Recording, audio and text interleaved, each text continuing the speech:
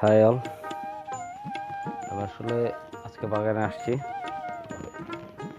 বাগানে নতুন করে ফুল আসতেছে। ফুল প্রায় ফুটে গিয়েছে। এখন বর্তমান পরিস্থিতি হচ্ছে এটা। এই অবস্থায় ওই যে গুটিগুলো দেখা যাচ্ছে, কিছু ফুটে গেছে।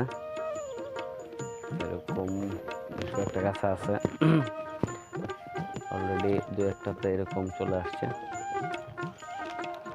এগুলো চলে আসছে আর এই অবস্থায় আছে। আসলে এখন একটু বৃষ্টি হচ্ছে, বৃষ্টিতে কিছু করণীয় আছে, এগুলো করতে হবে।